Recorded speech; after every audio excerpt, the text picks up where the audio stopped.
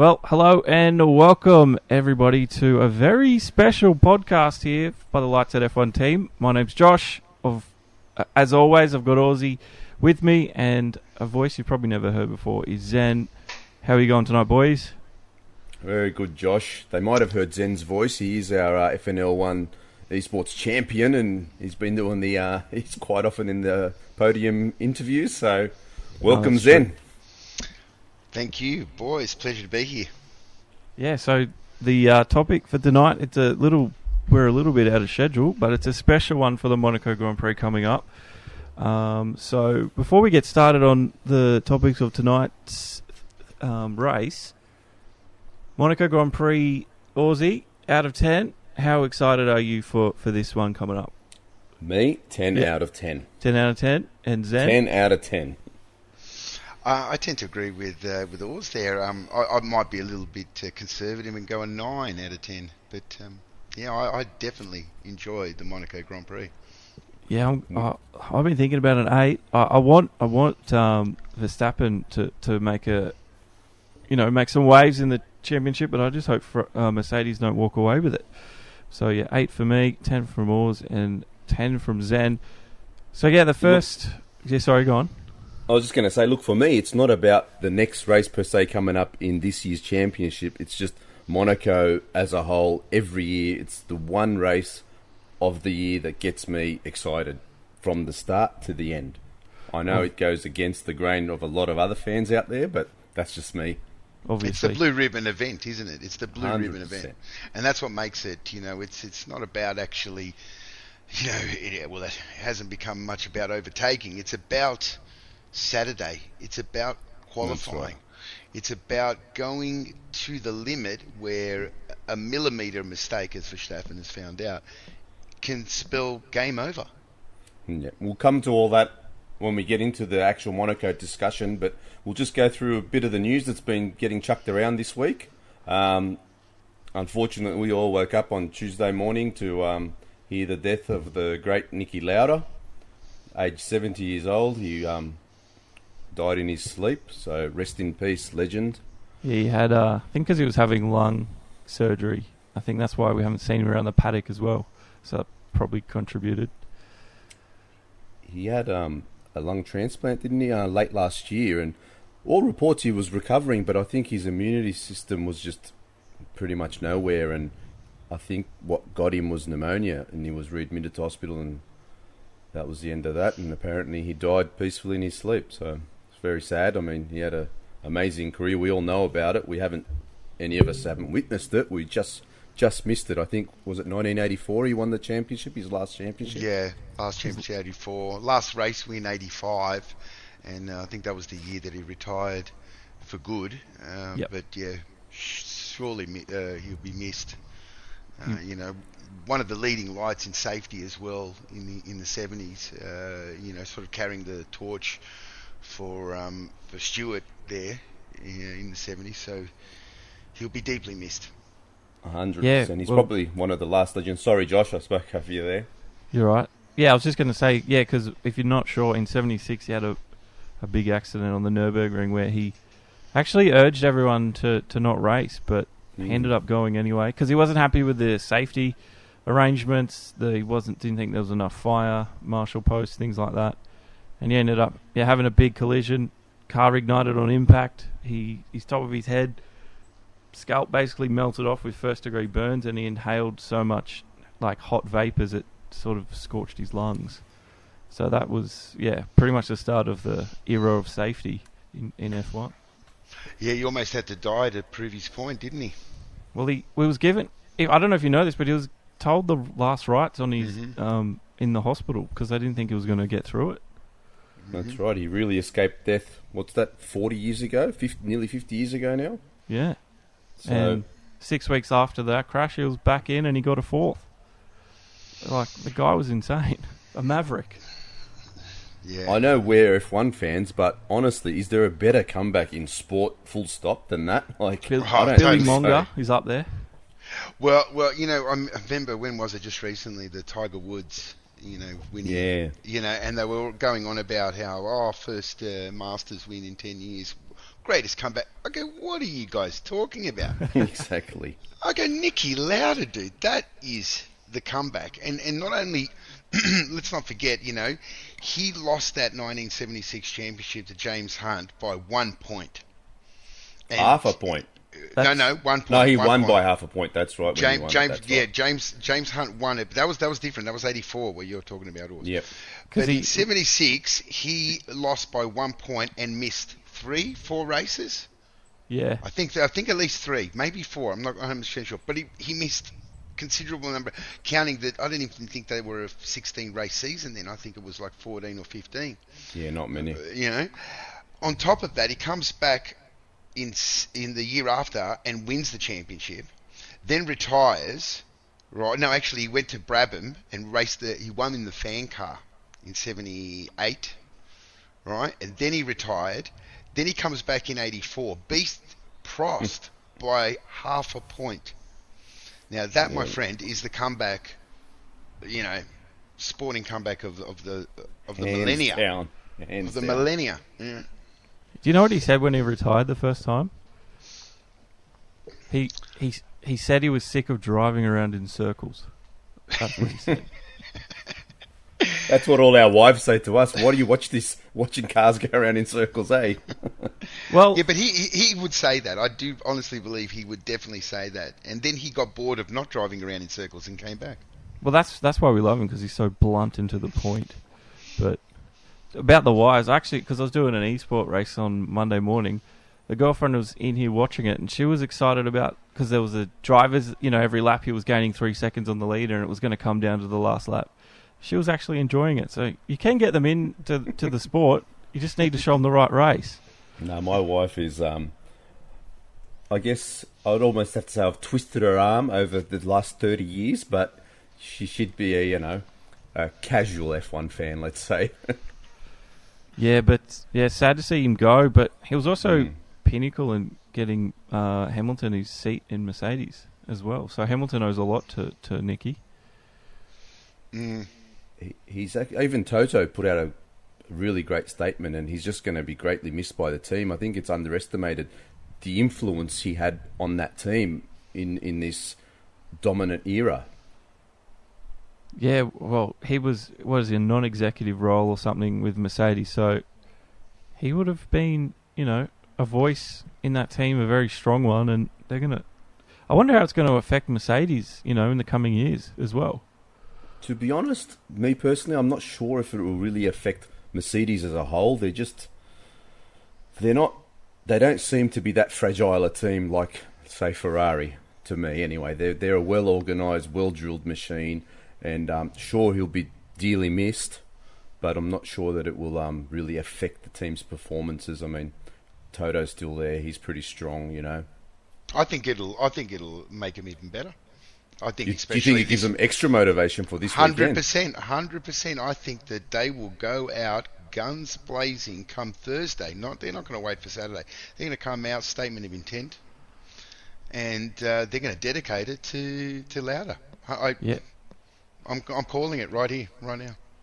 I was thinking today, actually. Sorry, we're talking over each other here, but Hamilton will, but I was thinking how cool would it have been if they could have had a bit more time to make a special livery for Lauda, but I don't think they got enough time for that. No. They'll have a sticker on there. They'll have a sticker or something on there. They can do that. Or something. Yeah, for sure. And I think most of the teams, I think Ferrari will as well. I think McLaren will. And you know, once they're, you know, teams that he's been associated with, I think there will be, you know, a tribute by the whole grid. For Niki in some shape or form, be it a little, you know, few words on the cars or whatever it may be. But yeah, you know, it's what a year. You know, we had Charlie Whiting at the start, and now Niki Lauda, and I guess, you know, no one lives forever, but it's still shock to the system, eh? When you were just sort of, you know, it's the life circle, isn't it? It is. Well, I'm going to miss him myself, but it's sad to see him go, and I guess we're onto a new era now without him around the paddock. I read a great little thing online today. It was someone wrote up in the media that they pictured James Hunt standing between the McLaren and the Ferrari as Niki Lauda walked through the doors and him telling him, "You took your time to get here," sort of thing. That's pretty cool. Yeah, you could just picture that. Yeah, that's what I mean. Like his blunt attitude, he just tells you how it is, and there's no. I just always loved his interviews on TV. 100%. Yeah, there was a cartoon that someone did in the same vein as what Oz was saying, but God gave him a Formula One car up in heaven, and Niki Lauda said, "No, it's no good. It's no good. It's no good. We have to rebuild it." Well, who else would walk up to Enzo Ferrari and say this car is shit? Yeah. That's a good quote from him. That's my favourite. But 1949 to 2019, I think he had a good run. But here we are. F1 doesn't happen anymore. 70 years old just doesn't seem that old these days, really, isn't it? Well, considering what he went through, I think he's really lucky. Yeah, I agree. I definitely agree. And he had a good innings. Well, anyway, we'll say goodbye to Niki Lauda, but Zandvoort also made the news this week, guys. And I think Verstappen was made his opinion known pretty early on, saying it was not going to really have a good race there. But I don't know. Have you guys got your own opinions, thoughts? Well, this news broke as we were recording our podcast last Tuesday night, and we kind of mentioned it there. But since then, it's been nothing else but in the F1 circles. I mean, every day there's some news coming out about it, and apparently they're widening certain sections of the track. They're extending a couple of the braking zones to hopefully promote a little bit of overtaking. But the most interesting one I find is that apparently the last corner, they're redoing the last corner, and they're going to introduce a 17-degree banking to it, so that it's going to be sort of similar to Interlagos, so they can take that flat out onto the straight. And I think, well, that's a little bit interesting. I think they've hired Herman Tilke to do these changes, so let's just hope we don't end up with another Tilkedrome. Going to be honest, I don't know who that is. Tilke? Yeah. He's the he's probably designed half the tracks on the grid by now, hasn't he? Wasn't Sepang one of his first Sepang was his ones? first. Yeah, Sepang was his first, and probably one of his best actually. He's become the go-to man for track designs with F1. Josh, yeah. They supposedly put out all these tenders, but somehow it always seems to go to Herman. Maybe that was what's his face, Billy. I've forgotten his name. The guy who used to run F1. I've had a mind blow. Bernie Bernie, yeah. Maybe it was all due to Bernie picking him all the time or something. Always had something to do with money, didn't it, with Bernie? Oh, always. But yeah, Zen, have you got... what do you think? Well, look, I saw some in-car footage of Verstappen in the older pre-hybrid, let's say pre-turbocharged, I say I think it was the RB7 Red Bull, but V8. And the track is wild. The track is fantastic. I've actually experienced it on a sim racer before, not in any full-blown potential, but just got a feel of the track. It's a roller coaster of a track. In qualifying for a driver's point of view, exhilarating. And very much like Suzuka in the sense that there's no concrete runoff here, man. You make a mistake, you are in the kiddie litter, and you're probably not going to come back, but it's narrow. It's interesting you say that, Zen. Very similar to Suzuka, because I'm not sure if you know this or not, but the bloke who, I can't remember his name right now, but the designer of Zandvoort is the same bloke who designed Suzuka. Well, there you go. There is very, Suzuka is how should I say, it's a larger track for starters. And Suzuka is actually, compared to modern tracks, a little bit on the narrow side, but Zandvoort is very narrow. And barely two cars at a lot of sections of it. Yeah, maybe a bit more, but that's a little bit of exaggeration. But still, these modern Formula One cars are very wide. And the corners are very fast, flowing, undulating, blind crest kind of corners, where there will definitely be only one racing line inside there. And unfortunately, I don't think it's going to produce really good racing. But in saying that, the track has an element of difficulty that is sort of a little bit synonymous with Japan, like we were saying, Suzuka, where if you make a mistake, it's going to cost you.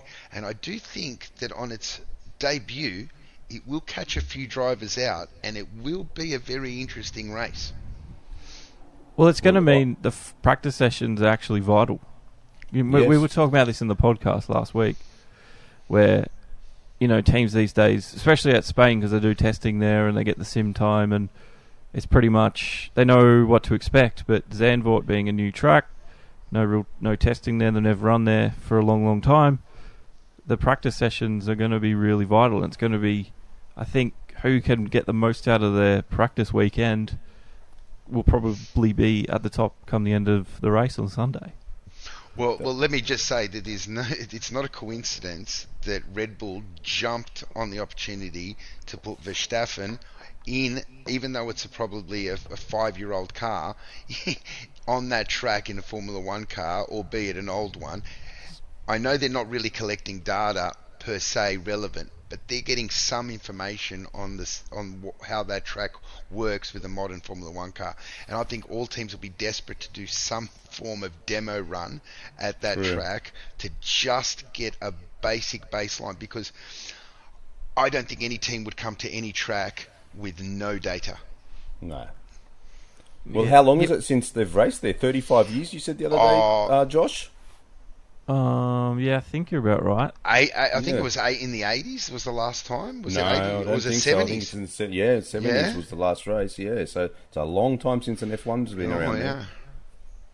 Yeah. I just hope we don't end up with another track where it's just going to, like people complain about Monaco constantly. This weekend's race, and I've heard a lot of the pundits describe Zandvoort as a Monaco, just with the barriers a little bit further away. So I hope that's not what we end up with. I hope it introduces a bit of good racing, these changes that they're proposing for the track, because what really gets me is we've got some awesome tracks out there which are just collecting dust. Like, if we're looking to change, we could go to Turkey. It's one of the best tracks in the world doing nothing at the moment. Drivers love it, teams love it, but the money wasn't there. Well, they're going Obviously, to Vietnam. we're going here for... Oh, yeah. That's been confirmed too, hasn't it? Vietnam? Yes. So we got 2 new tracks now, Zandvoort and Vietnam. Miami, like you said, was, it lost its bid, but probably coming back. And we did mention it, but that also brings on the point of where they're going to fit all these new races into the calendar. And I heard, after you mentioned it on the podcast the other day, I had a bit of a digging around, and Germany apparently is the one that's on the chopping block, Hockenheim, which kind of surprises me because for some reason since Schumacher left, the Vettels and the Nico Rosbergs and even Hulkenberg, just all these guys just haven't captured the German fans, whatever you call it, passion. Yeah, that is very surprising, I must agree. I know Schumacher was, a revelation, especially teaming up with Ferrari. That really, he had just as big a crowd at Monza as he did at Hockenheim or the Nürburgring, wherever they were racing that particular year. But he always had a big German following. So big that they used to have double headers. Remember, we had the Hockenheim Grand Prix, then we had the European Grand Prix at Nürburgring. And the crowds were, chock-a-block. So I too am a little bit perplexed at Vettel, 4-time world champion, and even during his dominance, the numbers weren't that great at the German Grand Prix. Yeah, they are struggling. They are struggling in Germany. And Mercedes, I mean, full credit to it's a home Mercedes. race for them. I mean, from an Australian point of view, could you imagine if Holden, or let's call it Holden, could win a Formula One race, let alone a championship? How proud would you be? How proud would you HRT tried. Remember, we had a HRT Formula One team for a while. Holden Racing Team. Not the same one. No. Yeah, well, but the problem was that was run by Hispanics. Yes. Hey, but you could have passed it off to the Rednecks as Holden Racing Team. Get them to the Formula One. That's true. That's true. But my point being, Mercedes is an international brand, and as a if you were a native German, it's something to be very proud of. I know that, I guess for Germany, they got BMW, Porsche, Audi, so many respectable car manufacturers that have achieved so much in all forms of motorsport. So maybe it is getting a little bit boring for them. I don't know. The money's not there, and that's what it all comes down to at the end of the day. Well, to finish this one off at Zandvoort, the money's going to be there for the Dutch fans because Max Verstappen. Oh, he'll bring the crowds in. That's right. He'll bring the crowds in, and they won't need to, worry too much about, paying their fee, let's say. But just a further note on how they're going to fit all this. I actually watched a podcast the other day. It? I'm sorry. Yeah. Sorry, it's that Ask Elvis, Mark Priestley. He does a real big recording, and he just talks a little bit about Formula E and all that. But he mentioned that they're actually looking at going to a 25 race season. Wow. And he was talking about how that could impact the human element of Formula One with the teams. And, in this day and age where they're looking to cut it back, how are they going to do that? Where are they going to squeeze it in without 25 races? I think that's just another topic for another day because, the drivers don't want it, the teams don't want it. So I think we'll just leave that one there. But the money wants it. Yeah. Well, talking about money, Alonso, he didn't qualify for the Indy 500. It was bizarre. He missed out by the smallest of fractions, but that was a headline I didn't expect to see pop up on my phone. Absolutely disastrous. McLaren, Alonso, I think this might be the divorce of Alonso and McLaren now.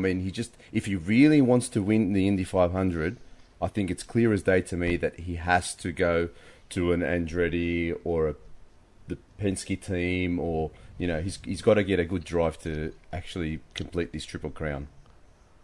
Well, they had to use a Chevy engine or something, and they didn't have the backing of Honda and stuff. So apparently, because it was really rushed, and there was a lot of other factors, but that played a big role in him not being able to perform the way he should have. I don't know if, like he said, divorce. I don't know if he's going to divorce from McLaren because I think they're really keen on getting him the triple crown. He crashed on the first day of practice, which was the biggest back foot start to the whole campaign. He lost the whole entire next day. So going into the qualifying, they said he only had a third of the running of the rest of the field, and this is a brand new team essentially attempting to win the Indy 500. So I don't know where he goes from here. Personally, I think he should try to get a full-time drive with one of these teams in the Indy series. So that's all practice and preparation for the Indy 500. Whereas if the same thing had happened, he would have already had quite a bit of mileage under his belt, if you know what I mean. Yeah, that's true. I think that maybe not Alonso, but definitely McLaren underestimated the American open wheel oval racing scene. They came in there thinking, oh, you know what, Alonso, where did he qualify last year? 5th, 6th, remember? 5th. Yeah, in an Andretti car. So Alonso was capable, and they went into this with the same kind of mindset, except now they've got a very raw team. And I think, what's his name, the guy that was running the... Bob Fernley. Yeah, he's resigned. Well, with the no, he got the sack. Yeah, there exactly. You go. He got the there sack. You go. So he got the sack in the end. So that just tells you how much they invested in, not just time and money, but they really put the McLaren name on the line here, and they failed. They stuffed up the colour. Did you know that? No? No, I didn't. It was the wrong shade of orange. That's why he crashed. Yeah, that's why. Oh. But it wasn't last year. You said last year's, and it was actually the year before. So basically, Alonso hasn't stepped into a IndyCar for 18 months or almost 2 years. So that was a big ask, man. So it was just... he did win with Andretti, but apparently because of his things he's done in the past, McLaren were left with only one engine supplier this year, which was the Chevy engine, and apparently, it was just issues like that. So Alonso's pass was coming into play, and McLaren were just rushed and they weren't ready. They didn't have the options. They even were thinking of buying another IndyCar with the engine they wanted for this race, but it didn't happen. But anyway, we have to wait and see what Alonso does next. Yeah, well, he wants that Triple Crown, so we'll see what he does next year, because I know he's retiring from Le Mans the World Endurance Championship after Le Mans. He's handing that to Hartley. So Alonso will obviously have a lot more free time to focus on his next goal, I guess. Yeah, like I said, if I'm his manager, I'm trying to get him a full-time Indy drive. That's what I would be doing, but they know best. That's true. Anyway, disaster for him in the Indy 500. But next up, rumour mill. Rear suspension trickery at Mercedes. You've got the details, Aussie. What's going on there? Yeah, well, this just came across my radar, I think, yesterday or the day before. Everyone's asking the question, where has all this speed for Mercedes come from? There was all these new aero changes that they've introduced first in testing, and then also some more through leading up to Spain. But it was such a massive gain, especially in that last sector through at Spain, where they were like 0.4 to 0.6 faster than Red Bull and the Ferraris, just in that third sector alone, which traditionally they've never been quick through the little tight sections or at Monaco because of their long wheelbase. So Benito was getting interviewed, and he kind of let something out about the rear suspension. They're doing something more than aero, and he said it needs to be investigated. And I've got the article. It was on Motorsport Weekly, and apparently they're doing some sort of trickery with their rear suspension or their brake-by-wire to help steer the rear of the car around these tight, slow corners. And it kind of makes sense. Right, that's interesting. So I know I mentioned this to you, Zen, and did you have a bit more of a look into it, or any more thoughts with this? You are our tech guy. I definitely read the article, and after I read it, a lot of things started to make sense. I mean, there's no denying their advantage in that third sector at Barcelona. It was outstanding compared to, the Ferrari, but more importantly, compared to the Red Bull, which is traditionally... the last 2-3 years we've come to Spain, and the Red Bull is marginally quicker than the Merc and the Ferrari in that last sector, but the Merc was the king last week, so that sort of tells you what's going to happen at Monaco. And like you said, long wheelbase car should not be so dominant in the slow corners, yet it is. Mm. Do you think that has? Sorry, do you think that has anything to do with how they're able to get the tyres in the window better than the other teams? That's a possibility too. The real question is getting the tyres into the zone helping that trick suspension, or is the trick suspension helping to get the tyres in the zone? Mm. That's a good question. Didn't think of it that way.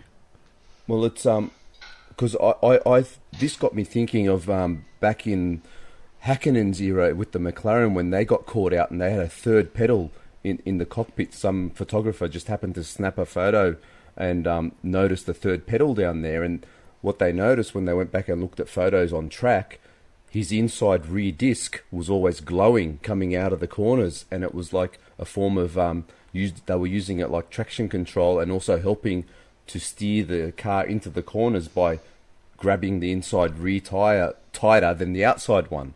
And then that got banned, obviously. So now I'm just wondering if Mercedes have just taken that whole concept to a whole new level and kind of worked their way around the current rules or whatever it is. And obviously they've got a leap or a massive step on everyone else. And here we thought Mercedes had already reached the ceiling with their performance and upgrades. I don't think that it's brake related in the sense of actually the brake, because we know that with the modern hybrids, the rear brake is very small, but they could be achieving it through the ERS system when they're harvesting. But I would have thought that would be heavily regulated. The ECU that manages that, there's some flexibility for sure, but to use it in the sense of some kind of a traction control or something, I think that's a little bit too far-fetched. But the suspension geometry, there has been some wild suspension geometry variations this season with a lot of cars, Sauber particularly on the front suspension. So it's definitely possible that Merc could have found something that aids them in getting the car to, as the car leans into corner, let's call it, progressive dynamic suspension that just allows the rear to steer. After reading the article was, I noticed it's in Spain, at Barcelona, and I'm pretty sure it was in those last practice session. The Mercs were skating compared to the Ferraris. They looked super loose, yet they were significantly quicker. They were really loose. He was fighting that car through the whole lap. And when you look at that, if you didn't know the sector times, you were saying, oh, he's definitely slower than what Leclerc and Vettel were. And yet when he crosses that line, he's 0.6, 0.8 up. And this was like in the FP3.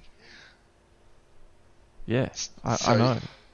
And I'll tell you, in Australia, I saw that in turn 4, the Mercs were able to get on the throttle just that little bit earlier than the Ferraris. I didn't really pay much attention to it at then because it was the start of the new season, and I just put it down to Bottas being, I'm really going to go for this. But now when I look back at it, there's something to it. Definitely Ferrari has understeer issues on the front axle.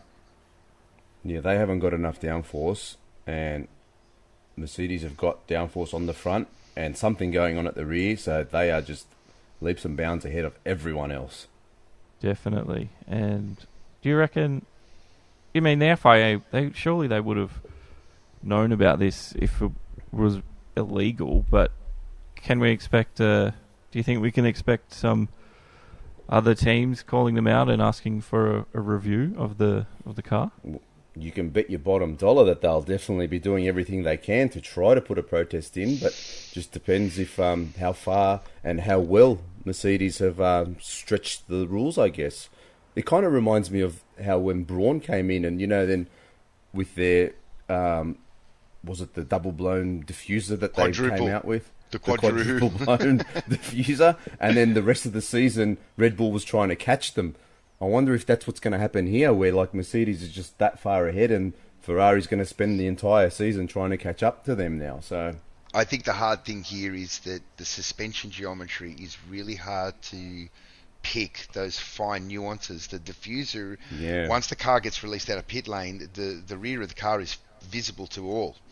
And sure, to the naked eye or untrained eye, we can't really work out the differences, but those engineers, they know exactly what they're looking at. Whereas suspension geometry is a much more fiddly component, and you've got to remember, most of the pivot hub points are inside the wheel, the rim, so you can't really see what's going on. Well, the FIA knows, and I guess if there's something, amiss, we'll know about it shortly, but until then, it's just a bit of speculation, I think, isn't it? Watch this space, Yeah, watch it. Definitely watch it. Now, what's her name? Jamie Chadwick. She's been signed by Williams as a development driver. So, is she their future Williams star, maybe? I found it very interesting. I thought, are they chasing the headlines again here, Williams? They're at the back of the grid. They tried with Kubica, and that's 5 races in, has somewhat failed. So my mind started thinking, well, are Williams in a race now to try and get the first female on the grid, especially now with this women's series off and away, and she killed them in the first race, and she's actually got a bit of pedigree behind her. You were saying, Zen, that she won a GT3 championship this year, or I think it was the boys? Yeah, I think it was GT4, and she also won the English F3000, and that definitely was against the boys. So she can obviously drive. Yeah, she can drive. She definitely can drive, to what I've read, and it'll be interesting to. I mean, it's no coincidence that a Formula One team has sort of grabbed her, and it is Williams. Let's not kid ourselves. Young Claire Williams, she's a very strong advocate of getting women into the sport in all facets of the team. So it's no surprise there. Will she be able to one day cut the mustard with the boys? Only time will tell. Because I tell you, I'd love nothing less than to see a woman mix it up with the boys. But so many have said they would, and none have actually achieved it. In the modern era, anyway. Well, I think for could be many reasons for that, but yeah, who knows? But I mean, no offense to the girl, but I'm looking at a photo of her here, and she kind of looks like a female version of Lance Stroll. She's got, how Lance has the sort of big eyebrows. She's dead set. I'm not lying. If that so was, she's no that could Carmen just be Electra. Lance Stroll with a Snapchat filter. Is that the extra training that Lance is doing on the side? Yeah. I like it. There are so many politically incorrect jokes we could say right now, but we won't. Oh. But you know what? I've made my feelings clear about Kubica, and I don't mean any ill towards the guy, and I applaud him for all of the drive he's had to get to where he is. But personally, I'd actually be more excited to see her in that Williams than Kubica currently. Yeah, well, she's got the CV to back it up, and she's only 21, so she can only go up from here. Exactly, and I'd like to see her at least have the shot at it before she gets too old, and then they, kind of what happened to Toto's wife, because she was so close, but she just kind of got old too quick at the end there. Does Chadwick have a super license? And if not, does the W Series actually give you super license points? That's a good question. I don't know. Actually. I do not know. It's an FIA sanctioned series now, so you would expect it to give you... Yeah, but it's only Formula 3000, you see. Formula 3000 with now F3 in the FIA, the one. The FIA Formula 3 gives you a small amount of super license point, but regional, like national Formula 3000s don't. Oh, okay. Well, that's definitely something worth looking into, yeah. Yeah, when you get signed on it... I don't know about... There's a whole bunch that do, but I can't see the WE series on it. Unless they haven't updated it yet. I mean, it is a brand new series, but you'd think it'll be there. I think they would have to at least let it run in its entirety for season 1, and then review it, and then see how much credit in terms of championship, super license points you give it. You can't just go now and what are you basing it on? This is a pretty unique category, even though they are, technically Formula 3000 cars.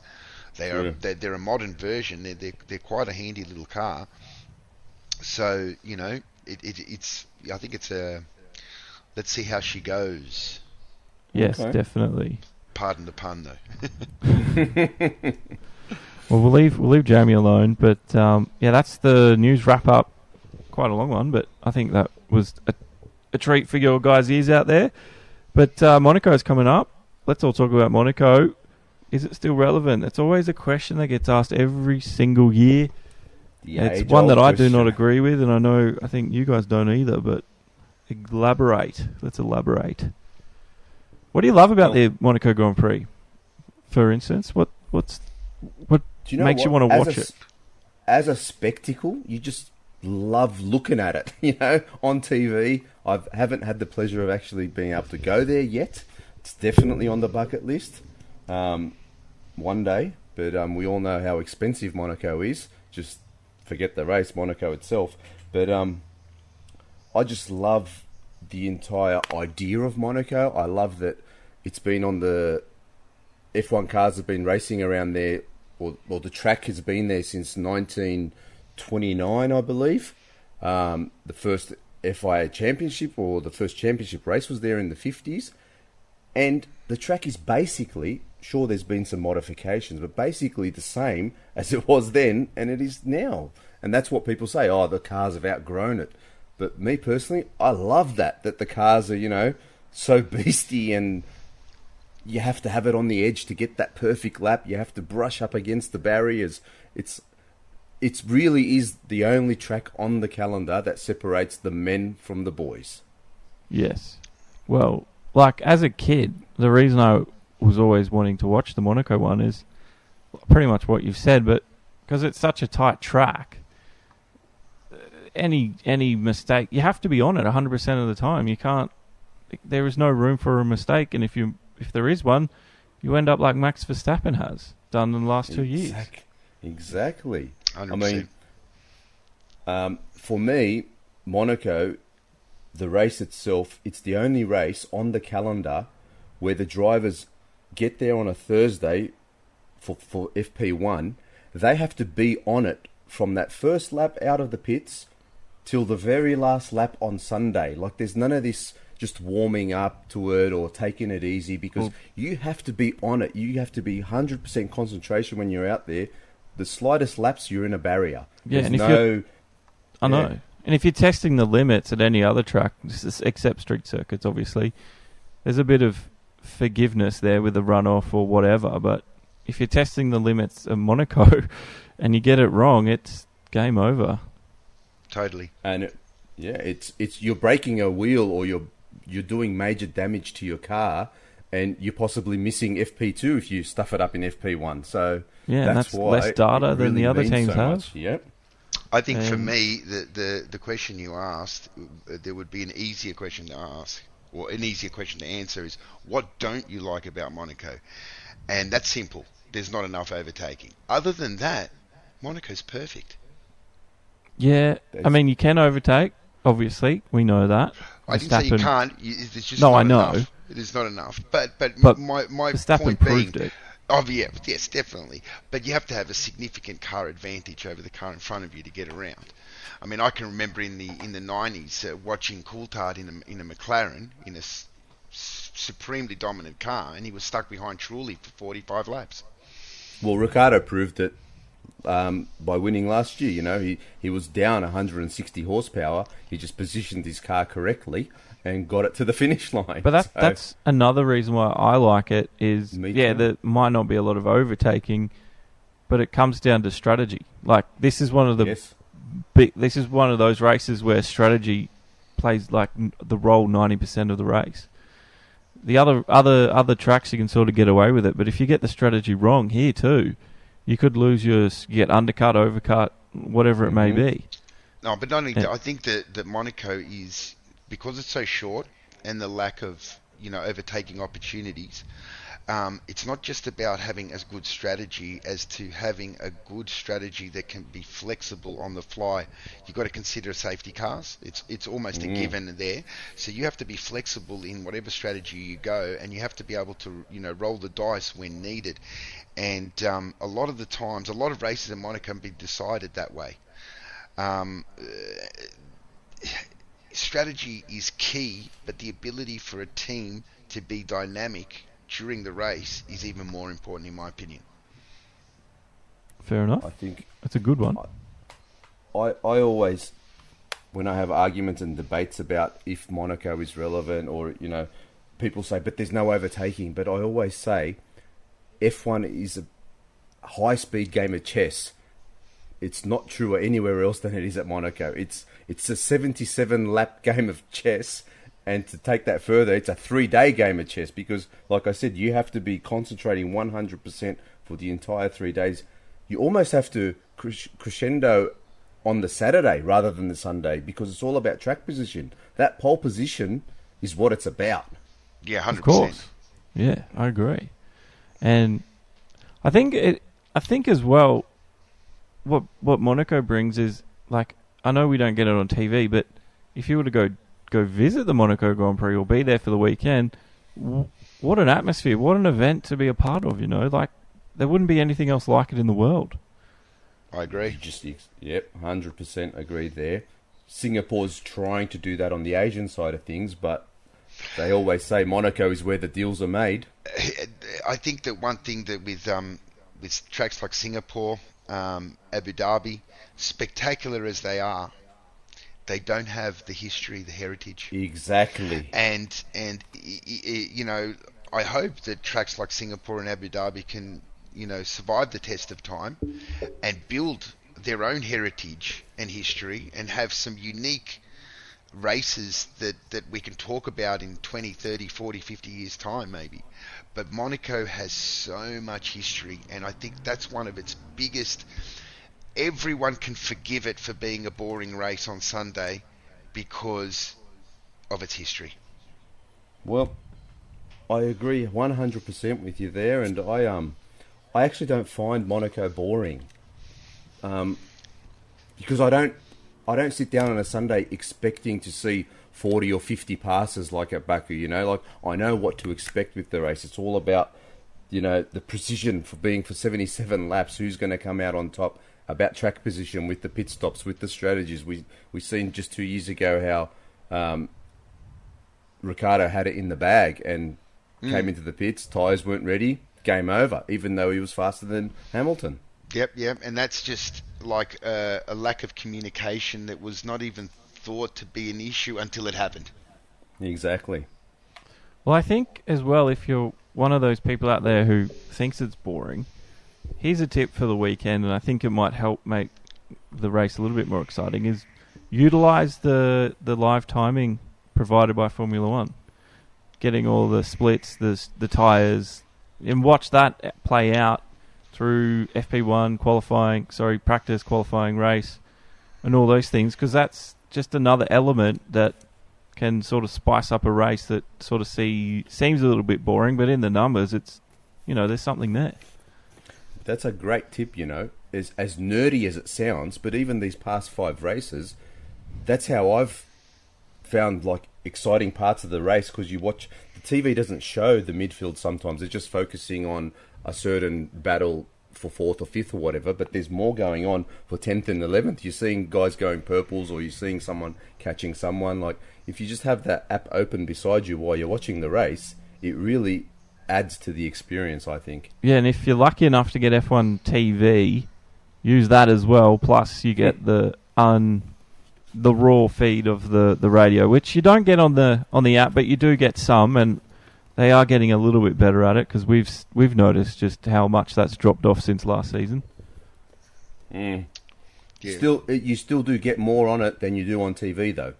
No, you do, exactly, and that's why I think if you're out there and you're sort of on the fence a little bit, just give it a go. There is a free one, but I think I think for a month it's like just a couple of bucks. So even if you just want to give it a go, a couple of bucks, and I think you'll be really surprised at just how much you get into it. But I think that's the kind of people that are drawn to F1 is, you know, the nerdy types. They're the guys that play the games, that do the setups and crunch the numbers and, you know, all that. You just like to know all the inner workings and everything that's happening, not just the race itself. I actually, at Monaco, I do enjoy chasing the purple. Yeah.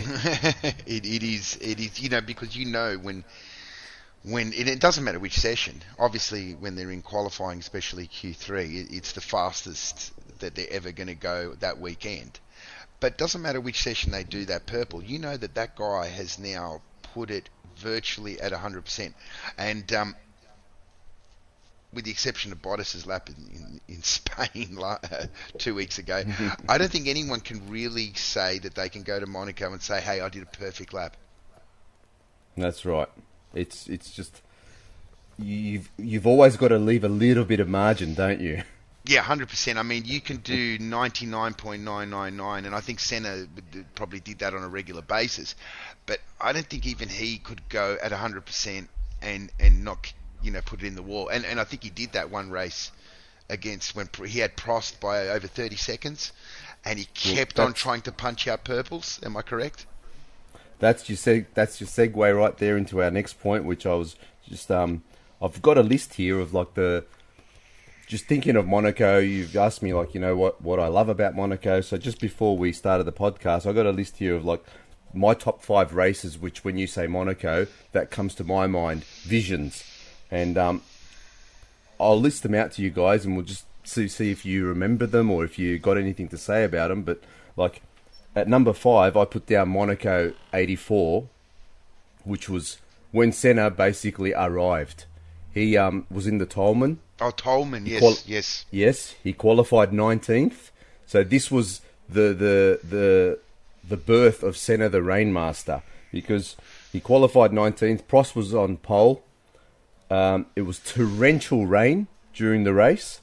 Senna worked his way up to second. Yes, second in the Tolman. And he was lapping 4 to 5 seconds faster than the rest of the field per lap. And then there was only a handful of laps left, and Prost decided to protest and parked his car on the main straight. And basically the race got red flagged, and the stewards deemed the race over. So Senna got given second, not the win. But he would have had the win if Prost didn't park it on the straight there. Indeed. That was epic, actually, in the sense of how torrentially bad the weather was that day. That's when I was just getting into Formula One. Unfortunately, I don't have 5 that I can list because I don't think I'm old enough. Plus, when I was watching it, growing up, you had to, like we've said this before, but I had to watch it on free to air, and it was on too late, so I had to go to bed, man. I had school. But you are 10 years younger than me, Josh? I'm 20. I'm 30 in September, so yeah, 29. Oh, jeez. I've got 15 years on you. And Zen too. Yeah, well, but, like, obviously, last year with Daniel Ricciardo was a standout for sure. And the way he drove his car. Like, I almost cried when I heard that radio message come over, and he's like, is it broken, or whatever he said. And you could just hear it in his voice. And I was on the edge of my seat for the rest of that race, and I don't think I'll ever forget that.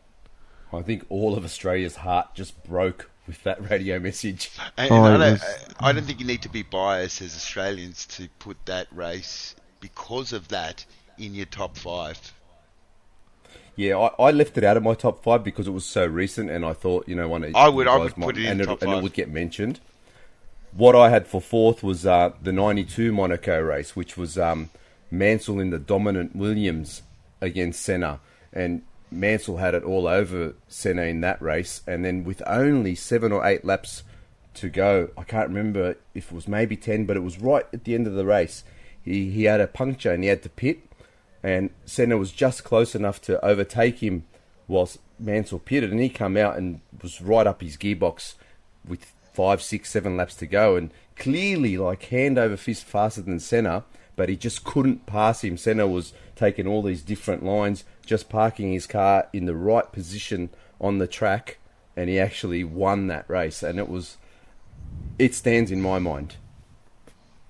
What about you, Zen? Have you got something that sticks out for you in the Monaco history?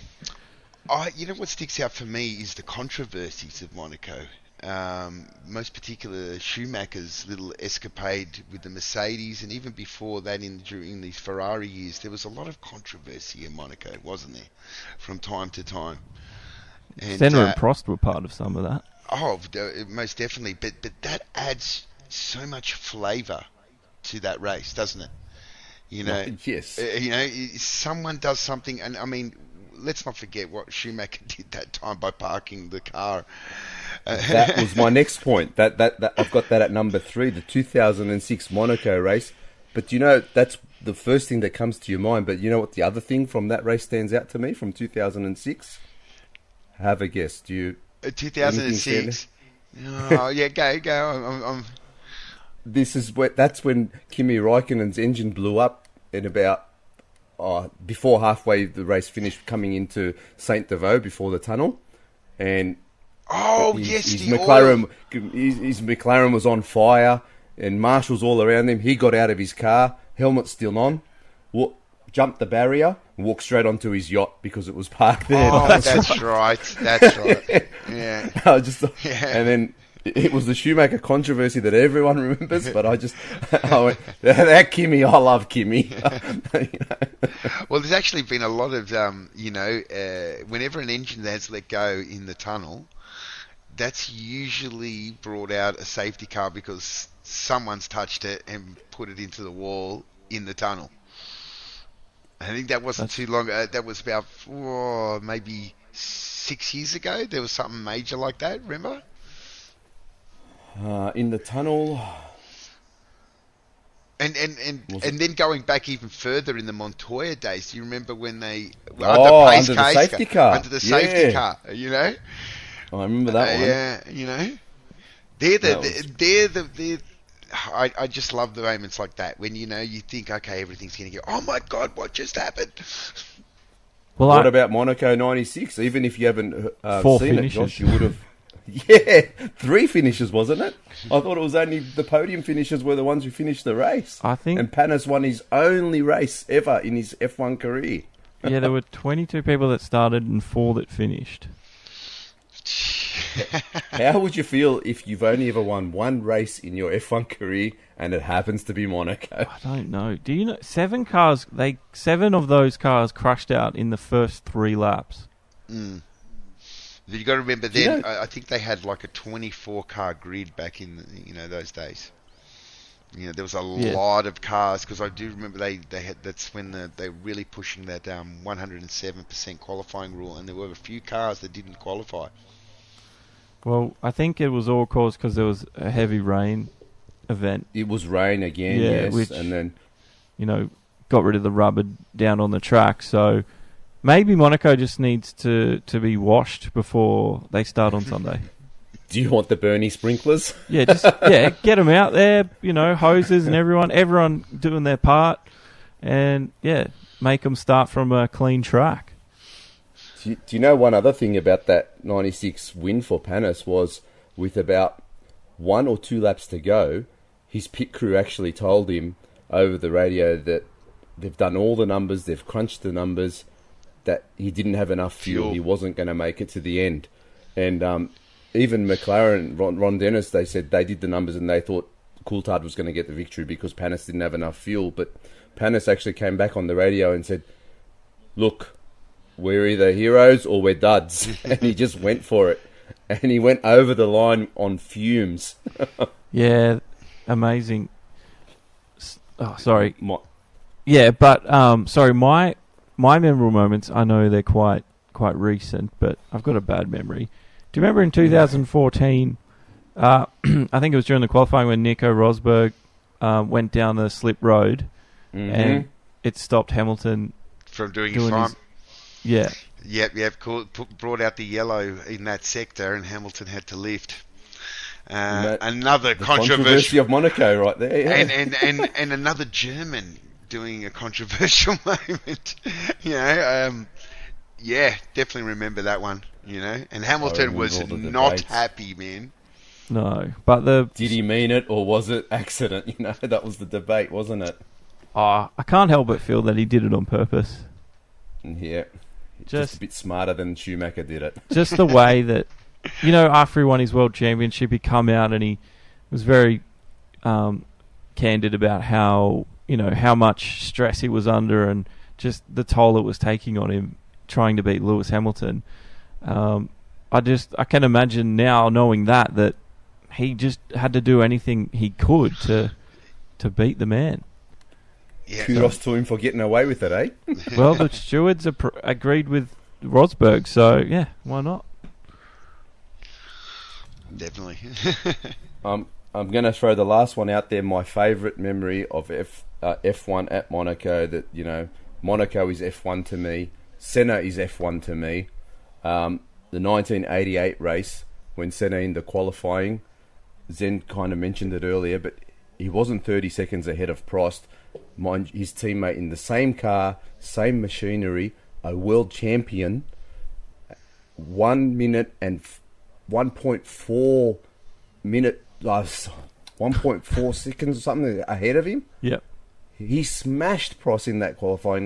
That's just unheard of. A second and a half. Yeah. A second and a half quicker than a world champion in the exact same machinery on the same track. That was Well, that was the out of body experience that he was Senna always talked about, wasn't it? The lap from God Yeah. that everyone, you can just go on YouTube and you can see the lap. It was just, he said he had an out of body experience. He was already on pole. Yeah. Then he went out and did his second run, and he went another half a second or 600th of a second faster, and then he went out again, and then went faster again, and ended up almost 1.5 seconds faster than Prost. And that was probably done at 99.9999%. And then come the Sunday race day, he was smashing Prost. Prost knew that he wasn't going to catch him, so he actually slows down a bit just to consolidate second. Ron Dennis comes over the radio, tells Senna to slow down, take it easy, bring the car home for a 1-2. Lap 70, I think it was, coming into the tunnel, he just a lapse of concentration, puts it in the wall, game over, gets out of his car, jogs to his apartment, which is 2 blocks away, helmet still on, no one sees him for a day. Well, you'd be livid with yourself. Unfortunately, I was born the year after that, so I have seen the lap on YouTube. But yeah, what a lap it was, though. And you look at those cars that those guys were driving back then to the onboard footage that we see now. It's like they just look like they're just cruising these days compared to that old footage. They were always fighting it. The manual gearbox. Don't forget the manual gear stick. You know, with what was it? Something like I think it's like over 100 gear changes at Monaco. So basically, one hand off the steering wheel for more than half the lap, probably. You probably only want to have 2 hands on the steering wheel going through the tunnel, and then after that, it's just downshift, upshift. Yeah, I'd really like to see that in the modern era. Just how many drivers would I don't know, just wouldn't perform the same. It'd be a different world. I quite often think that to myself, you know, and I think I even have the debate with myself. I think, you know, if we had like Senna's 1988 McLaren and Hamilton's 2019 Merc side by side, switch them both over, who would actually be closest to the current time? I think, you know, like would Senna in the current Merc be closer to Hamilton's times, or would Hamilton in the 88 McLaren be closer to Senna's times? I like to think Senna would be closer to Hamilton's because I feel like these cars are easier to drive overall. Sure, there's so much more trickery involved, but once he wrapped his head around all that, I don't know. It's a good question. I think you're right. I'd like to think that Senna could probably beat Hamilton's times, if not match them. But yeah, there's just you always see, and I even see you guys do it when doing the esports on the Friday nights. It's just how many settings you've got to play with on the fly through the race. So especially when you see the drivers sitting down there and they've got one hand on a dial knob changing something, looking at the screen at 280 kilometers an hour. You're like, you're bloody insane. And you know, you got to give credit where credit's due. Like, we say these cars are so much easier to drive, but then, like you said, you look at like Hamilton's steering wheel. There's 1,000 knobs on there. He's changing his brake bias going into every corner around Monaco with the barriers right there. Yeah. Change, you know, this knob, this button, that button. Like, it's a different form of driving. That's what it is. Like, I think the cars are easier to drive up to a certain point, but once you get close to the to the absolute max, that's where it gets very, very hard. Exactly. Well, at least F1 doesn't have things like traction control or ABS, because at least there's some skill in that still, in my mind. So have you guys got anything else that stand out for you for Monaco, or what are we expecting for this upcoming weekend? Well, I'll finish it off with my last memorable one is obviously another recent one, Daniel Ricciardo and his Red Bull team not having his tyres ready for him in the pit stop, which ultimately lost him that race, and he was a very angry man. That was the angriest I've ever seen. First time I didn't see him smile. Oh, exactly. Totally.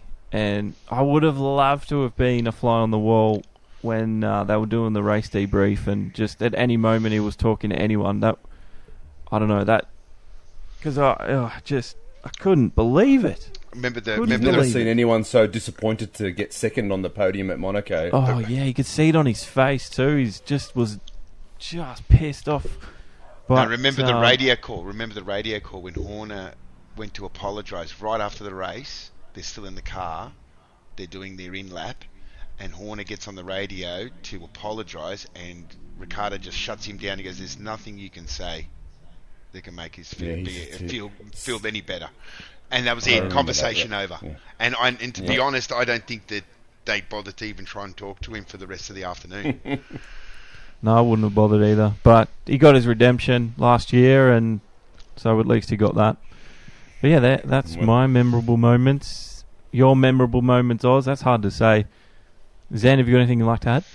No, I think we've covered between the two of you. So I think, for me, I know it's more recently, but, Ricciardo's drive last year to win it with a broken car, that, because there's one thing about Monaco is that, yes, it's super hard to overtake and that, and you need a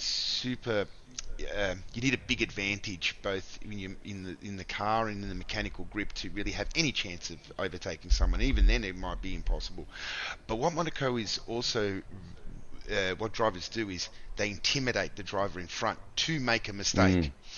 And when your car is 100% underneath you, the chances of that driver behind you forcing you into an error are pretty low. These are professional, probably the best drivers in the world, bar a few. But when you're in a car that's broken, like it was for Ricciardo, and you've got a 4-time world champion Vettel hounding you like hell, that's the sense of a real champion driver. The mentality to be able to be calm, cool, collective, pick his line, and never make a mistake for, what was it, 30 laps? Did he have to drive, if it not more? Almost half the race. Yeah, almost half the race. So, I really, rate that as a very memorable moment. Now you're just making me angry. Thinking about Ricciardo 1 year ago to where he is now. Far out. Well, it's quite a bit of a difference. But, we've got the race coming up, obviously. Preview, outlook. The weather is one thing that's always on the mind. It's looking okay, but the humidity levels look pretty high. So I think the chance of rain on the Saturday at the moment is predicted about 20%. Oh, is that all? It's come down. When I had a look earlier, I think I looked last night, and it was a very good chance of rain on Saturday. And I went, ooh, that's going to make things interesting. Yeah, well, the humidity is predicted. Well, obviously, close to the race, it's a little bit better because forecasting's not always perfect. But another interesting fact about the weather is the wind's going to be up there as well.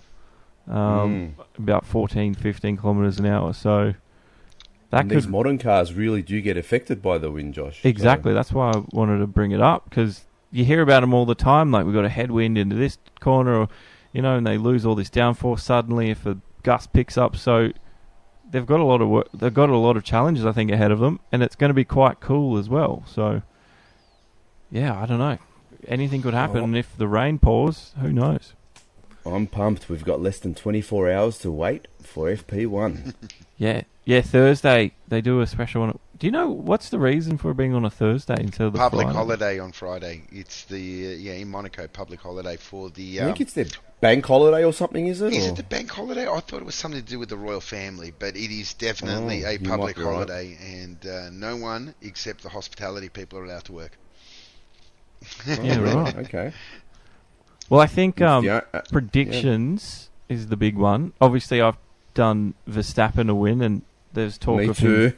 There's talk of him being the most likely to mix things up on the weekend. But Zen, do you think Verstappen's got a chance here? Yeah, I definitely do think he's got a chance. But that Sector 3 time in Barcelona by the Mercedes boys, I just can't rule out that Merc take this win. And unfortunately, it could potentially, if and Merc have been showing that they get their strats right. it could potentially be a 1-2 for Mercedes this weekend. Let me ask you this, boys. Yeah. If Mercedes manages a 1-2 around Monaco this weekend, on top of the previous 5, and this is a track they've traditionally struggled. I know they have won there, but it's never been their best track. So are we saying that we could potentially see 20 race 1-2 by Mercedes? Yeah, potentially, but I'd like to believe that, Ferrari are not going to take this lying down. Ferrari have the means to really, get the car developed, get the car going quick, and most importantly, get their strategies right. The question is, will they do it? They have every intention of doing it, so I wouldn't quite write it off yet. Ideally, if a Mercedes is going to win this weekend, which I predict it will, it would be great for Bottas to do it. I did say if Hamilton wins this weekend, I say he's the 2019 champion. You did say that, yeah. Yeah, you would have to. You'd be hard pressed not to, I guess. But if Bottas can win the race and maybe claw back that 1 point advantage with the fastest lap to get that lead over Hamilton, it does set a precedence, and maybe we're in for another 2016 at the very least with Bottas taking Rosberg's place in the annuals. Because I'm thinking in my mind. Yeah, I've called it. Go on. You go, Josh. I was going to say I've called Bottas already. You have. I know it was early when I called it, and I got a little bit of a talking to about it, but I think he'll do it. I think he might even beat. I think I've predicted him to beat Hamilton this weekend too. I hope think he's got it in him. I would really like to see him win it rather than Hamilton. I mean, he's putting in the work, we can see, so let's just hope he can keep this Bottas anger up right through the 20 races and actually bring the fight to Hamilton. Otherwise, as fans, we're going to be looking at a season over with probably 6 or 7 races still to go. Yeah, it is a bit of a shame, but I guess this is what it's like. No one complained when Jenson Button did that in a Brawn.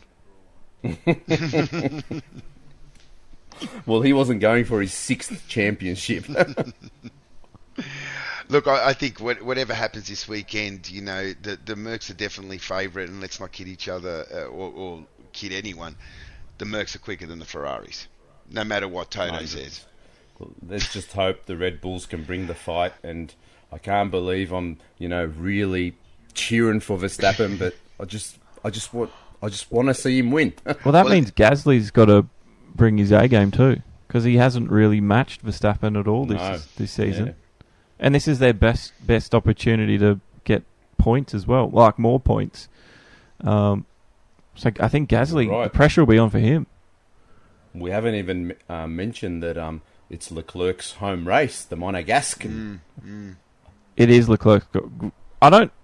In the Ferrari, he'll be out there. Out there to prove his worth. I just don't think Ferrari have it in them to get anything higher than 3rd right now. That strategy, as you said, Zen, they can never get it right. It frustrated you and me last race, Aussie. Frustrated everyone.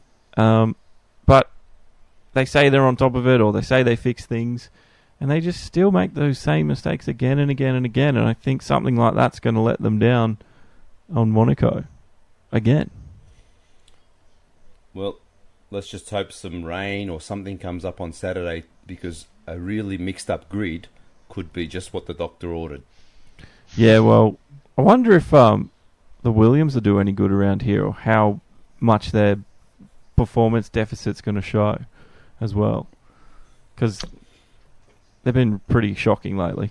I think it'll be, the delta will be less, but when you take it over an average of a percentage, it'll still be the same. The Williams is not a good car in any corner at the moment, and no. Yeah, it's going to struggle through the swimming pool where it is really high speed, if you can call any section of Monaco high speed, and it's going to struggle really a lot in those slow speed corners at Lowe's hairpin and stuff like that. It's something fundamentally wrong with that car, and it's a shame because, for such a great team like Williams to be where they are now, it's really disappointing. Very. It is. It's upsetting, I think, to a lot of people too. But, yeah, that's Monaco coming up. Is there anything else you guys would like to add to the end of this one? I'd like to just say one thing. I think that we don't want to not mention the midfield guys, and I think that Haas could potentially be in for one of their best results this weekend. They sort of got on top of the tyre situation at Spain in the last race. Unfortunately, Grosjean and Magnussen were battling each other a little bit too much. Magnussen came out on top, and Grosjean then decided to take 2 more shortcuts. But nevertheless, the Haas was significantly improved, and I don't think that's necessarily so much a revised or a development curve, but they've got to understand how to dial the car in for the tyres. And I think Haas could be a bit of a dark horse for potentially a top 5, top 6 finish. Very good. That's a good call, because that's exactly what I was just about to ask. I was going to say, we've talked about the top teams. What are your guys' thoughts on the best of the rest? And I think I tend to agree with you with Haas. Like, they have been definitely underperforming, I feel. And it is due to the tyres, I believe. But if you're correct in that they've got some sort of understanding on the tyres, they might turn up this weekend. I know Daniel Ricciardo loves this track, so I think he's got a chance to get inside the top 10 easily. I think he'll do it. And I think maybe McLaren might pop out of nowhere too. Sainz and Norris, they've been really good lately. So I just have a feeling that McLaren they're on their way up. It's so tight in that midfield. Even Toro Rosso, they're in there. Yeah, totally. They've got more of an opportunity than anyone else as well. So yeah, that's what's so disappointing, is like the midfield is where we want the racing to be, but it doesn't encompass the whole field. There's Mercedes out in front, and it just gets a bit frustrating. Did you say it last time, or did I hear it somewhere else, that if we just take out Ferrari and Mercedes out of F1, we would have a ripper season happening? Yeah, I don't know if that was me, but if you said it, I said it, whoever said it, agree. Totally agree. It would just be the most exciting thing ever. But that's why I like watching Saturday as well, because that's an event in itself. We've said this, but yeah, I always find the qualifying events at any race sometimes to be a little bit more exciting than the race itself, but I guess that's just the nature of the beast. It's a spectacle, because it's, as Zen kind of mentioned earlier as well, that Q3, it's the ultimate pace that you're going to see out of these cars. So that they're wringing their neck. Exactly. And they're on the edge with no room for mistakes. Otherwise, we'll see crashes, calamity, and, safety cars, and that can change strategy and all sorts of different things. So I'm excited. I truly am. I definitely am. That's why I really wanted to do this podcast. I just wanted to talk about Monaco. Well, we've done that. And, I hope everyone's enjoyed the special Monaco Grand Prix preview, plus the news we had at the start. Don't forget, we'll be back next week, same time, hopefully a day early or so. We'll see how we're going, and we'll wrap up everything Monaco Grand Prix, the S3 awards. We'll get the tally done for you as well, so you know what's going on. Don't forget your fantasy team for this weekend. Any tips for the fantasy teams? Who should you have in your team? I should make a change or two on my team, I think. I've currently got Raikkonen as my turbo. I finally got rid of Ricciardo, so I think I'm going to change Ferrari for the Mercedes. In the constructors? Yes. Yeah, I think that's a safe bet. Yeah, I think I've got to do the same thing, but I'm going to leave Bottas as my main driver, but my turbo driver I'm going to leave as Magnussen. I've got a funny feeling about Haas. Yeah, no, I think that's a good call. I think if you haven't got Magnussen, he's one to sub in for sure. And if you have him and you don't have Mercedes as your constructor, do that. Definitely. Mm-hmm. Turbo driver? Who's the must-have turbo driver, you think? Magnussen? Yeah, for me, it's Magnussen.